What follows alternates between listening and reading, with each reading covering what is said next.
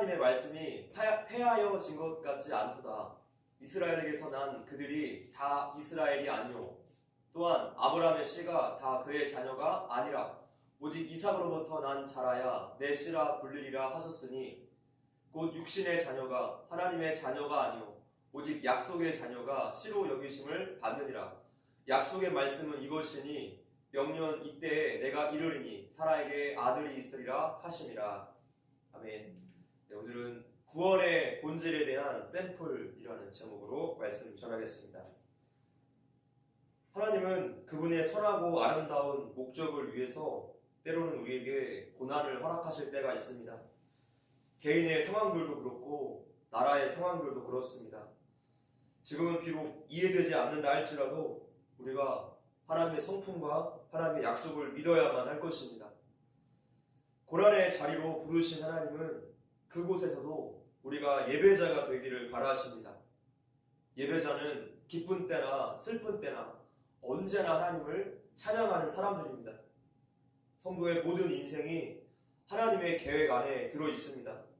그래서 우리가 기억해야 할 것은 성도의 모든 시간과 자리는 하나님이 부르신 예배의 자리라는 사실이죠. 지난 시간 우리가 사도 바울의 두 가지의 마음 상태를 보았습니다.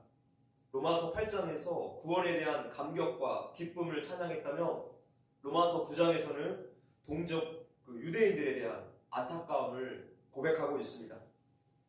동족 유대인들이 예수님의 복음을 받아들이지 않아서 구원받지 못하는 현실을 너무나 가슴 아파했던 것입니다. 그래서 자신이 예수님께 끊어지는 한이 있더라도 동족들이 구원받았으면 좋겠다라는 고백을 했습니다. 그렇다면 오직 믿음으로만 구원을 얻는 이 이신칭의의 교리를 유대인들이 들었을 때 자연스럽게 나오게 되는 질문이 하나 있을 것입니다. 이신칭의가 맞다며 유대인의 구원에 대한 하나님의 약속은 지켜지지 못한 것인가? 하나님의 말씀이 실패한 것인가? 하나님의 부르심이 좌절된 것인가? 라는 질문이겠습니다. 자, 여기에 대한 사도 바울의 변론이 오늘 본문의 내용이죠. 하나님께서 유대인들을 선택하신 이유는 바로 사명을 주시기 위해서였습니다. 그들을 통해서 모든 민족과 이방인들을 구원하시려는 뜻이 계셨습니다. 그런데 유대인들이 하나님의 이러한 마음을 모르고 자신들만 구원받을 것이다 그렇게 생각하면서 이방인들을 업신여겼습니다. 이렇게 유대인들이 복음을 거절하자 이제 이방인들에게 복음의 문이 열리게 됩니다. 그래도 하나님께서 유대인들을 완전히 버리신 것은 아닙니다. 구원받은 이방인의 수가 차게 되면 유대인들이 다시 예수님을 믿는 역사가 일어나게 될 것이라고 약속하셨어요. 실제로 그러한 역사들이 현재 일어나고 있습니다. 원유맨 TV라는 유튜브 채널이 있는데 전 세계에 흩어진 디아스포라 유대인들을 이스라엘로 돌아올 수 있도록 실질적인 이주 관련 도움을 제공하고 있는 재단 법인입니다. 그 채널을 보면 많은 유대인들이 예수님을 믿고 또 그리스도인이 되는 장면들, 또 도움을 준 한국교회에 감사 인사를 올리는 그런 장면들을 볼 수 있습니다. 하나님의 약속이 성취되고 있다는 것이죠. 이제 본문을 보겠습니다. 6절. 자, 시작. 그러나 하나님의 말씀이 폐하여 이스라엘에게서 난 그들이 다 이스라엘이 아니오. 먼저 바울이 대전제를 선포합니다. 하나님의 말씀은 절대로 실패하지 않는다.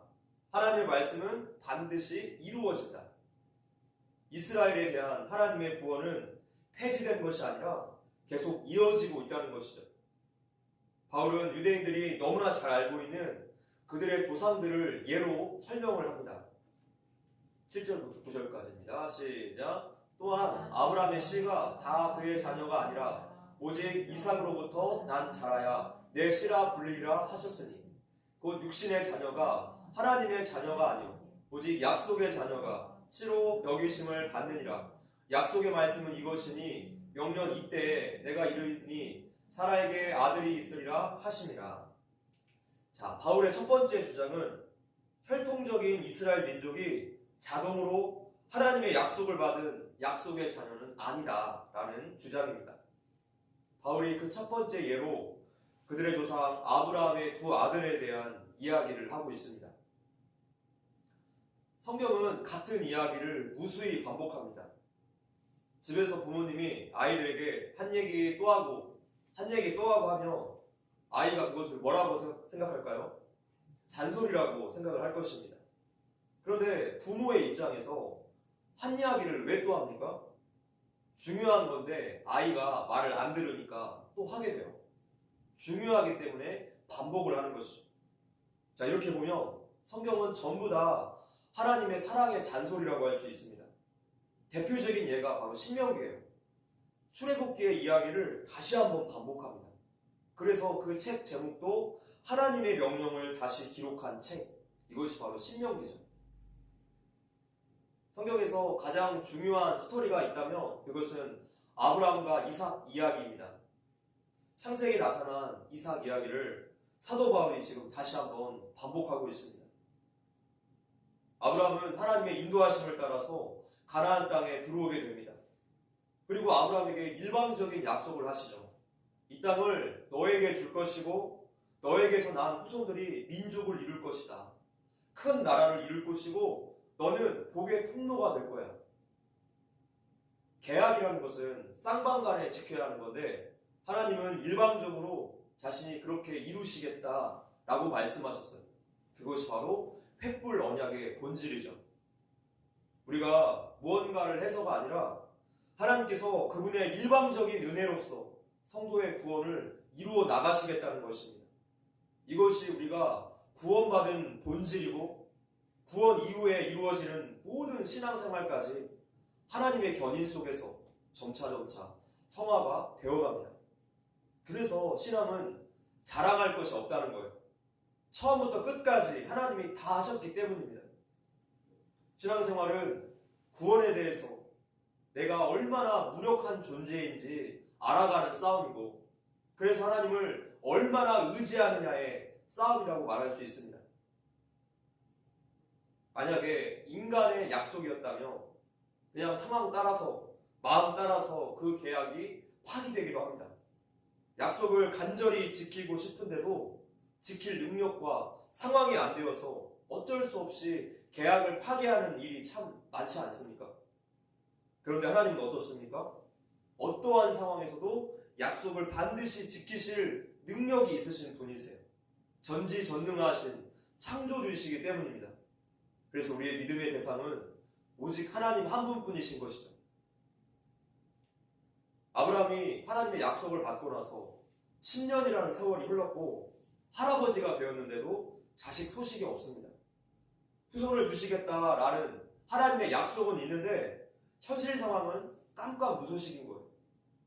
이제 아내 사라도 할머니가 되어서 생물학적으로는 도저히 아이를 임신하지 못하는 상태까지 이르게 됩니다. 아브라함이 이제 슬슬 걱정이 되기 시작했어요. 아니 이러다가 우리 집안 대가 끊어지는 거 아니야? 하나님의 약속이 공수표되는 거 아니야? 그래서 인간적인 방법을 도입하자. 아내 사라와 이야기를 한 다음에 몸종 하가를 들여서 아들을 낳았습니다. 그 아들이 바로 이스마엘이죠. 근데 이스마엘이 태어나자마자 아브라함과 늘 친밀하게 관계하시던 하나님께서 그 관계를 끊어버리세요. 전혀 나타나지 않으십니다. 장작 13년 동안 침묵하셨어요. 아브라함에게 있어서 이 13년의 세월은 얼마나 염려와 불안함의 세월이었을까요? 그러다가 13년 만에 하나님이 아브라함에게 나타나셔서 하신 그 첫 마디가 무엇입니까? 창세기 17장 1절. 자, 시작. 아브라함이 99세 때 여호와께서 아브라함에게 나타나서 그에게 이르시되 나는 전능한 하나님이라 너는 내 앞에서 행하여 완전하라. 나는 전능한 하나님이라 너는 내 앞에서 행하여 완전하라. 이것은 아브라함을 향한 하나님의 준엄한 꾸지람이었습니다. 나는 전능한 하나님이다. 너는 왜 내 약속을 믿지 못하고 기다리지 못했느냐? 라고 꾸짖으시는 거예요. 그러나 하나님께서 침묵하실 때보다 이렇게 다시 나타나셔서 야단치실 때 아브라함은 더 행복했을 거예요. 왜냐하면 다시 관계를 회복하시겠다라는 사인이기 때문입니다. 우리도 어릴 때를 생각해보면 잘못을 했을 때 빨리 부모님이 혼내주셨으면 좋겠어요. 아무 말도 안 하시면 더 불안해집니다. 성도 여러분, 하나님의 징계를 오해하지 마십시오. 성도에게 있어서 하나님의 징계는 바로 사랑의 매입니다. 그것은 회복의 기회인 것이죠. 오히려 그냥 내버려 두는 것이 가장 무서운 벌입니다. 아브라함에게 나타나신 하나님은 다시 과거의 약속을 기억하시고 갱신하십니다. 첫 번째, 집안에 거하는 모든 남자들을 할례를 시켜라. 그리고 두 번째, 내년 이맘때쯤에 너의 집안에 생명이 태어날 거야. 자, 아브라함이 하나님의 이 약속을 듣고 나서 피식 웃었습니다. 아니, 내년이면 내가 100살이고 내 아내는 90살인데 어떻게 아이를 낳나? 아브라함은 여전히 인간적인 생각을 하고 있습니다. 즉 그의 웃음은 불신앙의 웃음이라고 할 수 있어요. 근데 정말로 아내 사라에게 아이가 들어섰고 1년 뒤에 아이를 낳게 되죠. 하나님은 우리 연약한 인간들의 이 불신앙의 웃음을 뚫고 들어가셔서 진정한 신앙의 웃음으로 바꾸시는 하나님이세요. 할렐루야. 한 번 택함받은 성도는 끝까지 부르시고 어르고 달래셔서 결국에 합당한 자리, 예배의 자리에 있게 하십니다. 그것이 구원에 대한 하나님의 열심이에요. 그 근거가 전혀 우리 쪽에 있지 않기 때문에 택함받은 성도의 구원은 안전하다는 것이죠. 그렇게 태어난 아들 이삭의 이름의 뜻은 웃게 하신다라는 뜻입니다. 웃게 하신다. 하나님께서 절망과 진창에 빠진 우리 개개인의 삶과 또 무너져가는 이 나라를 결국에 신앙의 웃음으로 웃게 하실 줄을 믿습니다. 우리 개인과 이 나라의 고통의 시간이 회복으로 가는 과정인 줄을 믿습니다. 우리나라는 복음의 사명이 있는 나라예요. 그것이 기독교 정신으로 이 나라가 건국된 과정에서 나타난 분명한 하나님의 뜻이기 때문입니다. 우리는 그저 하나님 앞에 납작 엎드려서 회개하며 하나님의 긍휼하심을 구하면 됩니다. 자, 이렇게 하갈에게서 이스마엘이, 사라에게서 이삭이 태어났는데 지금 이스마엘과 이삭에 대한 호칭이 다르죠. 이스마엘은 육신의 자녀, 이삭은 약속의 자녀, 이런 호칭이 주어졌습니다. 왜 그럴까요? 하나님께서 아브라함에게 다시 나타나셔서 약속을 갱신하실 때 새로운 명령을 내리셨는데 바로 할례 명령이었습니다. 이 할례를 중심으로 해서 할례 전에 낳은 아들은 이스마엘, 할례 후에 낳은 아들은 이삭입니다. 이스마엘은 아브라함이 조금 더 젊었을 때 자기의 실력과 자기의 능력과 힘으로 낳은 아들이었습니다. 그러니까 육신적인 삶의 상징과도 같습니다. 왕궁에서 왕자로 살아왔던 모세의 삶과도 같습니다. 그러나 이삭은 어떻습니까? 아브라함과 사라가 절대로 아이를 낳을 수 없는 나이, 마치 죽은 몸과 같은 때 낳은 약속의 자녀예요. 아브라함의 능력이 1%도 없는 오직 전적인 하나님의 은혜로 낳은 아들이라는 뜻이죠. 할례. 그러니까 오늘날의 세례는 너는 이제 육체적으로 죽었다. 이제는 오직 하나님의 은혜로만 사는 새로운 피조물이다. 라는 뜻입니다. 바로 오늘날 우리 성도들이죠. 이렇게 하나님은 아브라함의 믿음을 매개체로 육신의 자녀 이스마엘이 아니라 약속의 자녀 이삭을 통해서 구원의 약속을 이루어 나가십니다. 자, 이 이야기가 왜 그렇게 중요한가 하면 우리가 받은 구원을 너무나 잘 설명해주고 있기 때문입니다. 우리가 구원을 얻고 천국에 가는 것은 우리의 어떤 수고와 노력과 어떤 행위 때문이 아니라 전적인 하나님의 은혜라는 뜻이죠.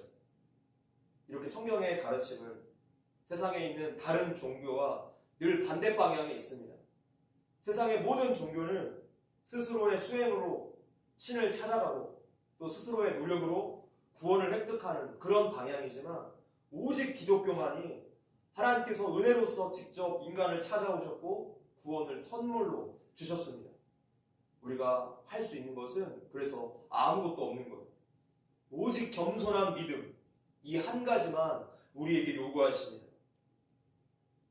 하나님께서 선택하신 자들을 한번 보십시오. 그들이 다른 사람보다 특별히 능력 많아서 또 어떤 자격이 있어서 또 잘나서 그들을 선택하신 것이 결코 아니었습니다.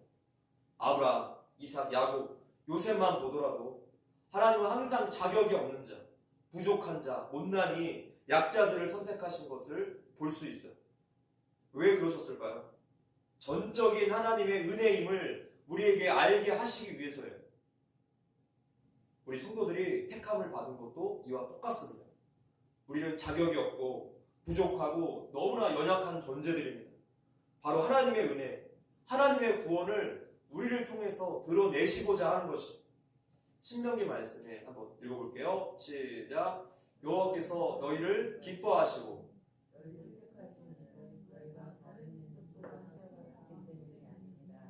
너희는 오히려 모든 민족 중에 가장 적으니라.